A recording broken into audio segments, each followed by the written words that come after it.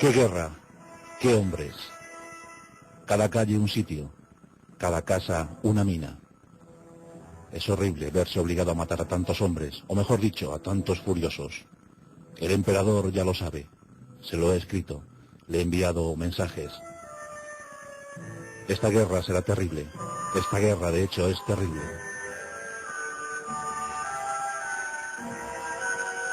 No sabremos cómo acabará, pero sí sabemos cómo ha empezado. Los intereses de Francia se ven comprometidos. La victoria da pena. Son las palabras del mariscal Lannes, jefe militar francés en el segundo sitio a la muy heroica villa y ciudad de Zaragoza.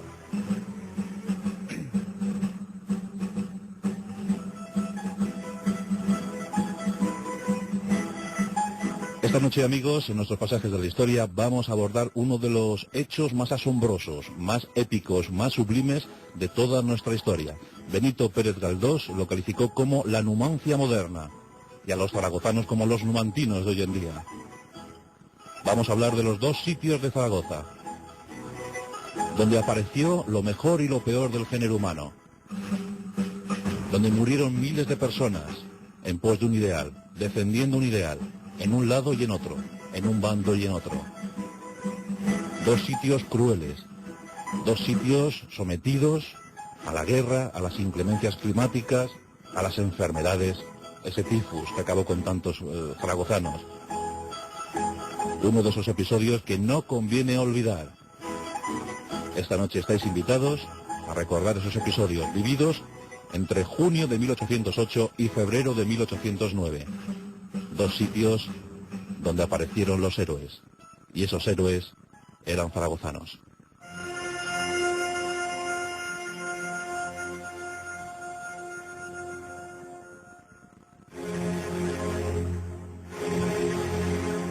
Los sitios de Zaragoza nos dan muchos nombres para la gloria.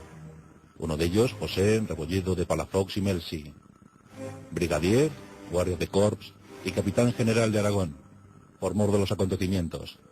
Acontecimientos trágicos, rápidos, tremendos, casi surrealistas, los que se vivieron en este país allá por el año 1808. Comenzaba la guerra de la independencia, comenzaba la edad contemporánea para España. Antes, el afán imperialista de Napoleón Bonaparte. En 1807, con el pretexto de ir a luchar contra los portugueses, las tropas francesas irrumpieron en España. El propósito no era ir a Portugal, el propósito era quedarse y aniquilar cualquier sentimiento de unidad nacional que hubiera en este país. Napoleón quería España, quería quedarse con este gran portaaviones de Europa. Y lo iba a conseguir, o por lo menos lo iba a intentar. Un pequeño obstáculo, la tenacidad, el tesón, la cabezonería de los españoles. Aquel nacimiento de las guerrillas, aquellos guerrilleros, aquellos soldados que se movían por sierras, por parajes, por llanos, por montañas. Frente a ellos, los bien uniformados, los bien preparados ejércitos franceses, invictos en cualquier territorio europeo. Lo habían conseguido. Después de su Revolución Francesa, campañas por toda Europa.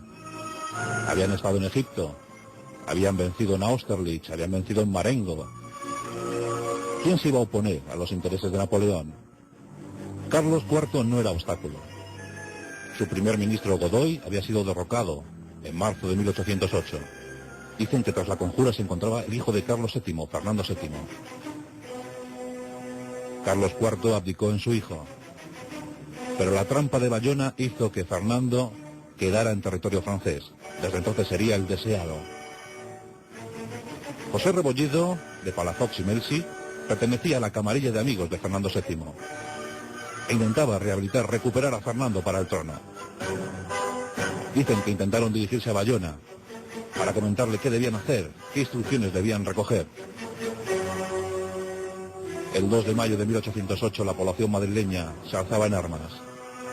La reprimenda francesa fue muy severa. Más de 1000 fusilados en Madrid. Y otras ciudades iban sumando al esfuerzo. Al poco de la sublevación, las noticias llegaban a Zaragoza. Zaragoza era una ciudad próspera. Una ciudad de comienzos del 19, con 55.000 habitantes y con cosas que contar, con cosas que ofrecer. Una minoría burguesa muy asentada, muy acomodada, una población que el 80% de ellos eran analfabetos, pero que desde luego eso no les privaba de tener ciertas comodidades, ciertos privilegios para la época. Zaragoza era una ciudad bella, una ciudad de calles pequeñas, intrincadas, que luego servirían para esos sitios. Tenía dos iglesias catedralicias, la Seo y el Pilar, el gran reducto del Pilar, la Basílica del Pilar. 40 conventos y monasterios. También la universidad, también la Academia de Artes y Oficios de San Luis. 2 periódicos y buena gente, muy buena gente, dedicada a la agricultura, a la ganadería, al comercio. Por cierto, en esa población de 55.000 personas había una colonia francesa, de origen francés, de un 10%, más o menos unos 7.000, 8.000 personas eran de origen francés. La ciudad era poco defendible. Los muros de Zaragoza consistían en tapias y casas con huertos y prácticamente cualquier militar pues no debería presentar ningún problema, ninguna traba a la ocupación militar de Zaragoza. Nada hacía pensar lo que iba a ocurrir unas semanas más tarde de la sublevación madrileña. Pero ocurrió. José Rebolledo de Palafox y Melsi, nacido en Zaragoza, se encontraba casualmente en su ciudad natal. La situación en Bayona no había sido nada halagüeña. ¿Qué hacer? ¿Qué decisiones tomar? La ciudad se iba a levantar en armas, por supuesto, pero con muy pocos efectivos. La guarnición zaragozana, la capitanía general, era muy pequeña, muy reducida, un cuadro de mandos de 113 oficiales, casi todos fuera de la ciudad, una compañía de fusileros con 178 hombres, y unos 500, 600 reclutas en la ciudad y en las afueras. Muy poca guarnición, apenas 800 efectivos. Con lo que no se contaba era con la predisposición de la población civil. Aquí hay que hablar de algunos líderes populares. Es el caso de Jorge Ibor, más conocido por todos como el tío Jorge, un hombre de alpargata y cachirulo, un hombre dispuesto a levantar a sus paisanos en armas contra la ocupación francesa. Como os he dicho, Palafox era adicto a Fernando VII, era amigo de Fernando VII. En mayo de 1808, el 26 de mayo de 1808, el tío Jorge anima a Palafox a convertirse en capitán general de Aragón. Durante unos meses, Palafox iba a ser la máxima autoridad del país en Aragón. Darían fieras muestras de heroísmo. La cabezonería de un Palafox de 33 años iba a dar al traste con muchas de las aspiraciones francesas. Porque los franceses se las prometían muy felices. La ocupación española estaba siendo muy rápida. Las tropas que había enviado Napoleón no es que fueran las más eficaces. Esas que en tiempos del Imperio Romano se hubiesen llamado tropas auxiliares. Y las que se acercaban a Zaragoza eran casi todas de origen polaco. Regimientos polacos del Vístula se acercaban a la ciudad zaragozana. Estamos en junio de 1808. La población está esperando el ataque. La población no se quiere rendir, no quiere rendir la ciudad a los franceses. En la ciudad había, ya os digo, poca guarnición, pero había un buen polvorín. Ese polvorín lo encontramos en el castillo de la Aljafería. En la Aljafería se encontraban 25.000 fusiles y unos 80 cañones. El primer comandante militar de la plaza, el general Guillermí, accede a entregar algunos fusiles, unos 5.000 fusiles a la población civil. Los zaragozanos se empiezan a armar. Empiezan a hacer acopio de toda clase de provisiones. Las casas se convierten en fortines. Los conventos, los monasterios también. Trincheras por todas las calles. Se levantan empalizadas. Todo está preparado. La ciudad es dominada por 3 lomas. 3 lomas que desde luego se ponían a tiro a la ciudad para cualquier cañón francés. Recordemos que en Zaragoza está el río Ebro, el río Huerva y esas 3 lomas. Los franceses se acercan, eran unos 10.500. Toman posiciones en las 3 lomas. Sitúan 38 cañones de sitio, 38 cañones de grueso calibre. Y en principio los generales franceses, ahí estaba Lefebvre, pues piensan que aquello no va a ser difícil, que la ciudad será tomada en pocas horas, en pocos días a lo sumo. Y no eran malos generales los franceses. De ahí estaba Verdier, por ejemplo. Hombres muy experimentados, hombres que habían luchado al lado de Napoleón en las grandes batallas.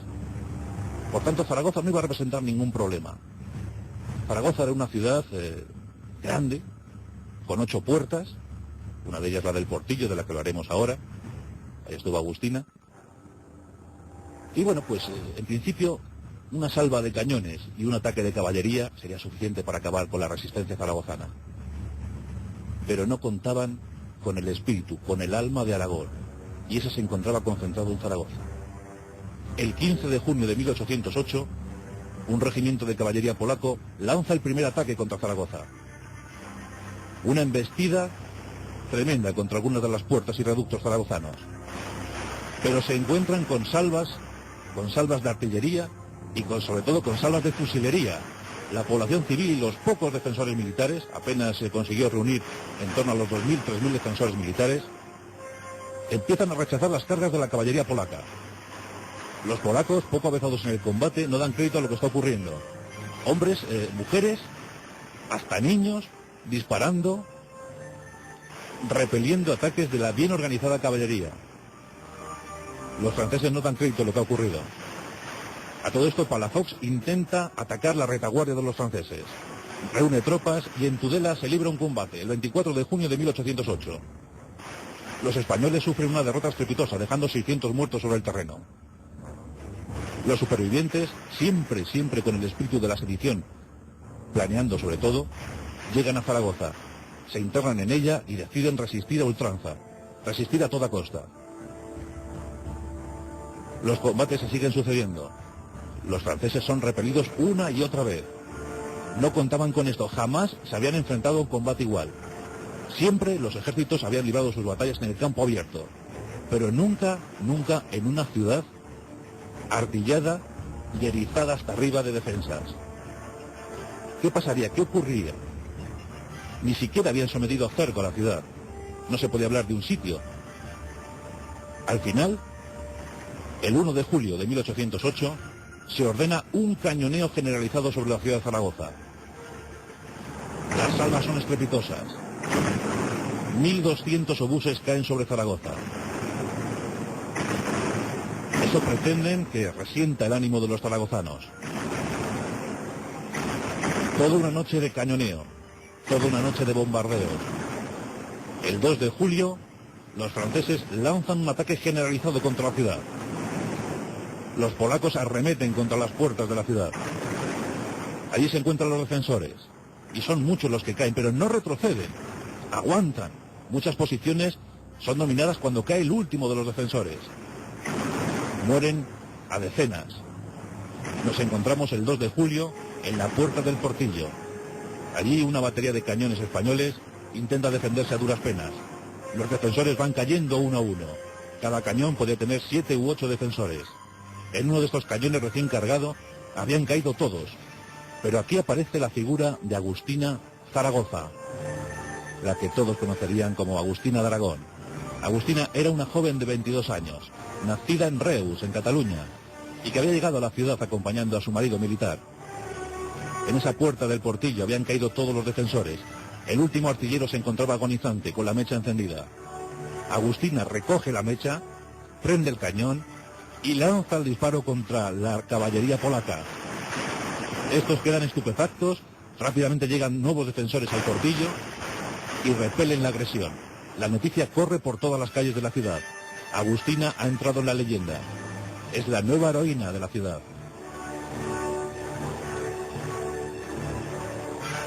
Los defensores aunan esfuerzos. Aprenden a disparar sobre la marcha, aprenden a matar sobre la marcha. Los franceses siguen estupefactos. Napoleón se entera de la noticia, no puede soportar esa vergüenza y ordena someter a un sitio feroz a la ciudad. Las operaciones comienzan el 3 de julio. Se va a crear una línea de trincheras que se irá acercando progresivamente a la ciudad de Zaragoza. Los franceses comienzan a construir las trincheras. Se van acercando metro a metro, paso a paso. Los cañoneos siguen, los ataques, las incursiones. Mientras tanto van rapiñando los pueblos cercanos a Zaragoza. Los zaragozanos en una de estas talan todos los olivares que hay cerca de Zaragoza. 700 metros de olivares son talados para evitar que sirvan de refugio a los franceses. El 12 de julio de 1808 se completa el cerco a la ciudad de Zaragoza. Zaragoza queda aislada. Parece todo perdido. Las provisiones empiezan a escasear, las municiones también. El 20 de julio Palafox tiene que reprimir un intento de capitulación, un intento de sublevación contra él mismo para entregarse a los franceses. Muchos subversivos son recluidos en prisión. Por fin, el 1 de agosto, Napoleón está muy enojado. Envía nuevos refuerzos a los franceses. Ya son más de 15.000 los que rodean Zaragoza. El 2 de agosto se lanza un nuevo ataque generalizado contra Zaragoza. Y nuevamente es repelido, aunque el 40% de la ciudad es capturado. Zaragoza había sufrido muchos avatares. Por ejemplo, el 27-28 de junio había estallado el polvorín, destruyendo casi la totalidad del barrio de la Magdalena. Pero aún así los zaragozanos seguían resistiendo. A esto llegan las noticias de la derrota francesa en Bailén.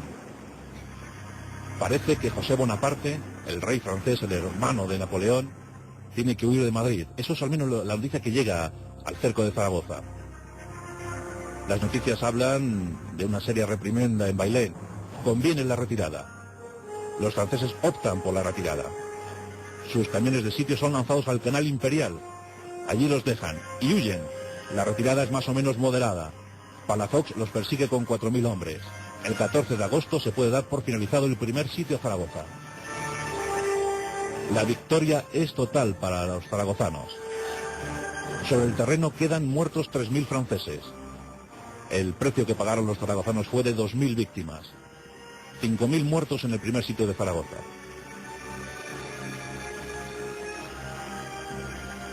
Innumerables anécdotas. La noticia recorre toda España. Los aliados ingleses incluso prometen más fusiles para Zaragoza. La ciudad se ha convertido en la auténtica heroína de aquella guerra. Una guerra civil encubierta, por supuesto. Tenemos a esos líderes populares, Agustina y a de Aragón, al tío Jorge, con su fusil en mano y con los milicianos detrás. Las trincheras habían aguantado. La determinación de los zaragozanos hace que se ilusionen los demás en toda España. Y la resistencia se convierte en algo más feroz. En ese tiempo intermedio entre un sitio y otro, llegan nuevos refuerzos, los batallones aragoneses se movilizan, la gente quiere ayudar a Zaragoza porque saben que los franceses tarde o temprano volverán, que no pueden soportar una derrota de esas características. Hay ingenieros militares en Zaragoza, como Antonio Sangenís, que pone en marcha las defensas de la ciudad para el siguiente sitio, porque ya se sabe que habrá un nuevo sitio. Napoleón está tremendamente enfadado. Ya no enviará polacos, ya no enviará tropas auxiliares a España. La flor innata de los ejércitos franceses se empieza a preparar para el nuevo asalto. 250.000 hombres son reclutados entre la flor innata del ejército francés. 7 cuerpos de ejército, los mejores mariscales de Francia. Entre ellos estaba Lannes, el mariscal Lannes, el impetuoso Lannes. No habrá nuevos errores. Hombres curtidos en Marengo, hombres curtidos en Ulm, en Jena, en Austerlitz, serán los nuevos enemigos de Zaragoza. Tropas de élite. En el nuevo sitio, 35.000 franceses iban a llegar a Zaragoza. Doble dotación de cañones, pero también los españoles se habían preparado, también se habían fortificado. Se acercaba el invierno de 1808. Un hecho tremendo que desanimó muchísimo a los zaragozanos fue que el 15 de noviembre moría el tío Jorge, uno de sus baluartes, uno de sus espíritus de aquellas jornadas. El 30 de noviembre las tropas francesas habían llegado ya a Zaragoza. Comienza el segundo sitio, el más cruel, el más atroz, el más surrealista. Comienzan las fortificaciones en torno a la ciudad. Los franceses empiezan a emplazar los cañones. Decenas de cañones empiezan a apuntar hacia Zaragoza. La batalla se sabe feroz, la batalla se sabe trepidante. El 21 de diciembre de 1808, los franceses inician el asalto a Zaragoza. Un asalto brutal, un previo cañoneo, mina un poco la defensa de la ciudad. Las fortificaciones no se habían podido completar. Aún así, los zaragozanos se encuentran de nuevo dispuestos a la trinchera, dispuestos al fortín, dispuestos al reducto, dispuestos a morir hasta el último de sus habitantes. Algunos habitantes de Zaragoza habían escapado al rigor de la guerra, pero muchos militares habían llegado a la ciudad. Sobre todo los provenientes, después de la segunda batalla de Tudela el 23 de noviembre, provenientes de aquella batalla.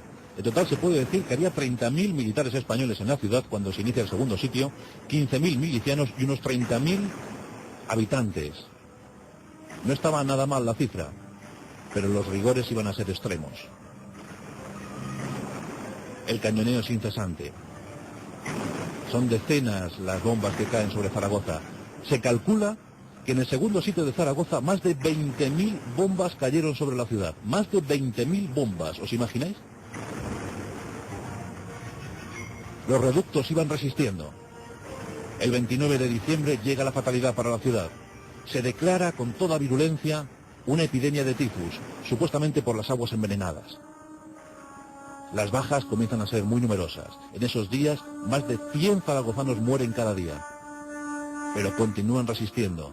La bruma lo envolvía todo. El frío, la nieve. Zaragoza estaba más aislada que nunca. Siempre con la esperanza de recibir refuerzos, nunca llegaron. El 10 de junio se ordena el mayor bombardeo sobre Zaragoza. El 10 de enero, los zaragozanos quedaron sometidos a una rigurosidad extrema, pero aguantaban. Los asaltos se sucedían, uno tras otro, eran repelidos. El 11 de enero, cerca del Pilar, muere Antonio Sangenís. Iban cayendo las grandes figuras, una tras otra. El 17 de enero, se acaba la carne y el pan en Zaragoza. Los muertos son 300 diarios. ¿Qué pasará? ¿Qué ocurrirá?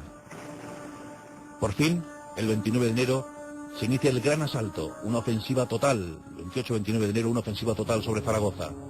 Tropas de élite llegan a las puertas de Zaragoza, se internan en ella, los barrios van cayendo. Los barrios que más sufrieron fueron sin duda el de la Magdalena y el de Santa Engracia. Pero los zaragozanos no cejaban en su empeño. Cada casa se había convertido en un reducto. Casamatas, auténticas casamatas. Los zaragozanos utilizaron mucho el fuego para repeler el ataque francés. Los soldados franceses, como os decía antes, muy acostumbrados al terreno libre, a luchar en campo abierto, nunca habían luchado así. Era una guerra cruel, una guerra sin cuartel, una guerra devastadora. En cada casa, cada familia disparaba desde las ventanas.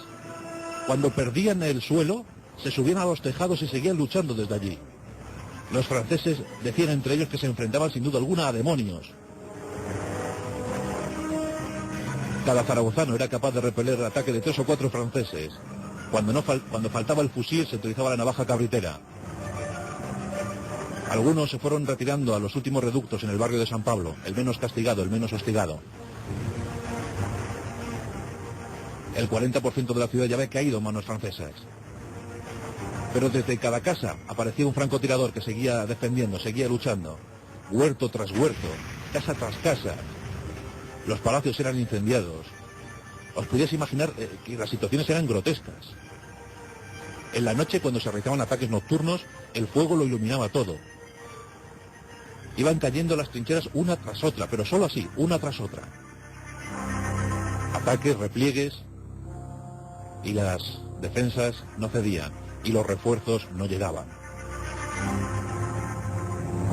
El 6 de febrero de 1809, los franceses intentan dar un golpe moral a los zaragozanos y bombardean el Pilar, bombardean la Basílica del Pilar. Los zaragozanos están estupefactos. Hasta ahí quieren llegar los franceses, hasta destrozar sus creencias. En torno a la Virgen del Pilar aguantan todavía miles de zaragozanos. Apenas hay municiones, no hay comida, pero siguen aguantando. El tifus se los va llevando a centenares. Algo sublime, algo que jamás vieron los tiempos. Los franceses seguían todavía atónitos ante lo que se tenían que enfrentar. Pero poco a poco iban acabándose las municiones y las defensas, y el ánimo.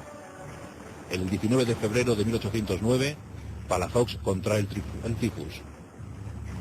Todo parece perdido. No hay nada que oponer ya a los franceses.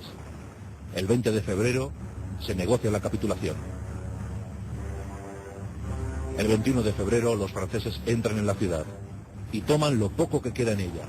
Y eso no es otra cosa sino el tesoro de la Virgen del Pilar, el tesoro del Pilar. La imagen es dantesca. Los franceses habían perdido casi 10.000 hombres, 10.000 soldados de élite, 10.000 soldados que iban a ser o que hubiesen sido muy necesarios para la guerra en España. Pero las bajas en el lado zaragozano superaban con creces todo esto. En ese segundo asedio, 6.000 zaragozanos habían muerto en combate, 6.000. Los franceses se encontraron con 26.000 víctimas de la enfermedad o de las heridas de guerra. Aquella ciudad floreciente, en junio de 1808, se había convertido en un amasijo de ruinas. De los 55.000 habitantes de Zaragoza, tan solo quedaban 12.000. Las muertes en ese segundo sitio habían ascendido a 54.000. Aún así, 12.000 defensores a ultranza de la ciudad se negaron a presentar fidelidad al rey José Bonaparte. 12.000 personas que fueron conducidas con el calificativo de fanáticos a Francia. Los franceses fusilaron en ese camino a 250 y la enfermedad se encargó de eliminar a otros 300 cada día. Muy pocos llegaron al cautiverio. Uno de los cautivos era José Rebolledo de Palafox y Mercy. Víctima del tifus, no recibió atención médica, fue tratado más o menos como un prisionero de guerra, recluido en el castillo de Vicent con el seudónimo de Pedro Mendoza. En él permaneció cautivo hasta el 8 de diciembre de 1813, que fue liberado. Los sitios de Zaragoza. En la Guerra de la Independencia Española murieron entre 500.000 y 600.000 españoles. El 10% de las bajas se produjo solo en la ciudad de Zaragoza. Los franceses perdieron 120.000 hombres. El 10% de sus bajas solo en la ciudad de Zaragoza. Nombres como el tío Jorge, nombres como Manuela Sancho, nombres como Agustina Zaragoza, Agustina de Aragón, nombres como José de Palafox y Mercy. Nombres que pasaron a la historia de la épica. Militares, civiles, unidos por la misma causa. La causa simplemente de ser libres, la causa de sobrevivir, la causa de no ponerse o de no enfrentarse a situaciones que no eran pues muy deseables para ellos. Zaragoza quedó reducida casi a la nada. Sus 12.000 supervivientes intentaron aguantar lo que quedaba de guerra y tardaron muchísimos años en recuperar el esplendor inicial. Pero Zaragoza fue el estímulo. Zaragoza fue la nota predominante a lo largo de toda la guerra de independencia. Por fin, en 1813, los franceses abandonaban España.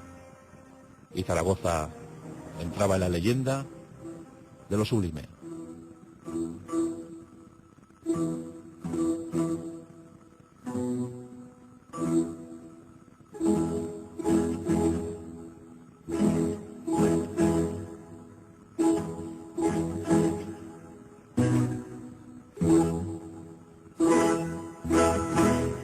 La guerra de la independencia española, la que tantos momentos procuró la historia del país. La definitiva entrada en la edad contemporánea. Todavía revisando los datos militares, los datos de los dos sitios, es difícil pensar que aquella gente aguantara de esa manera. Centenares de muertos, hasta 54.000 muertos soportó la ciudad. Fue algo tremendo, desquiciado, y que terminó por desquiciar al propio emperador Napoleón. Pero dijo, ¿qué es esto de Zaragoza? ¿Qué ciudad es esta? ¿Qué habitantes son estos? Y recordamos las palabras de Lannes, del mariscal Lannes. Verse obligado a matar a tantos hombres. Cada calle un sitio, cada casa una mina. La victoria da pena.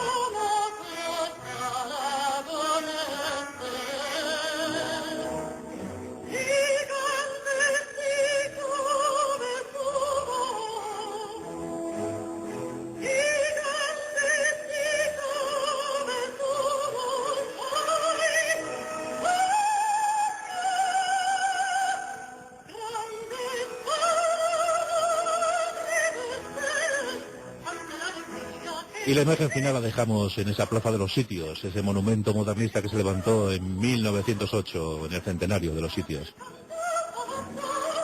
Los aragoneses, los zaragozanos siguen luchando por sus ideales. Antes era otra cosa, ahora el plan ideológico nacional.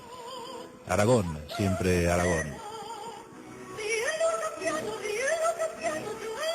Nuestros pasajes de la historia, hoy dedicados a ese homenaje dedicado a Zaragoza.